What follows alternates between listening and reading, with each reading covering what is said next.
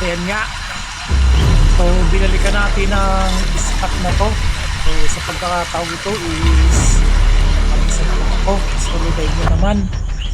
So dito tayo ngayon mamana sa spot na to. Dito yung malinaw. So ganito pala mga kasisid ang ginagawa ko.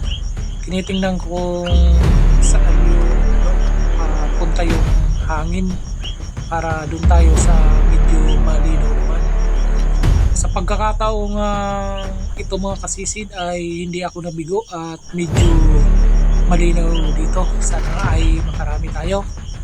So mga kasisid, samahan nyo ako. Huwag na natin patagalin to mga kasisid.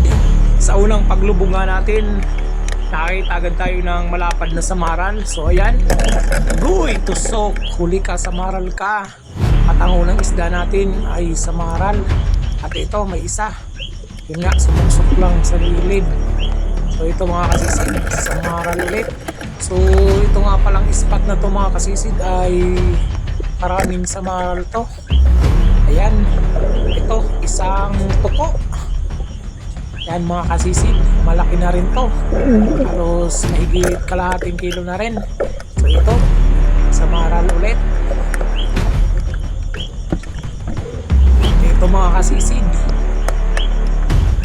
isa na namang malapad na samaral. Napakarami nga talaga ditong pag-alagalang mga samaral. So yan, sumide. Dari kang samaral ka, tusok ka. So makikita nyo naman mga kasisid, medyo may mga dumi-dumi sa tubig. Yan, pero kita naman. So kaya makarami tayo dito mga kasisid.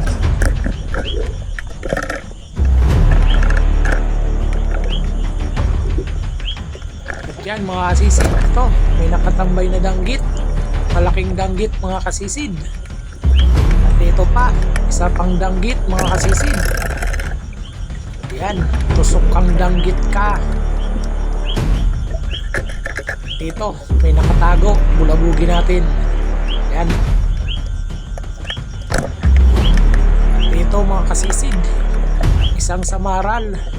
So agad tayong bumalik sa ilalim. Matapos nating mag-resurface kasi dalawa sila. So ayan, nakuha natin yung dalawang samaral mga kasisid. Ito isang danggit mga kasisid.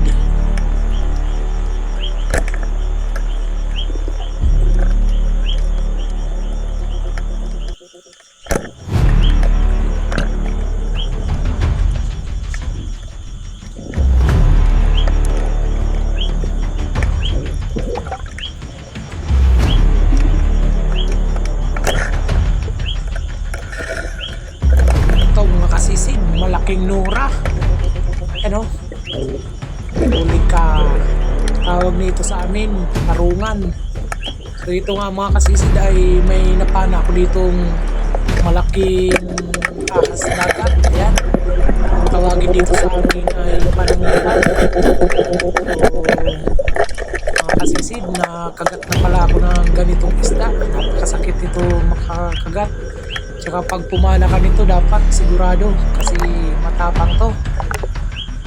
Ayan o. Dito isang samaral ulit.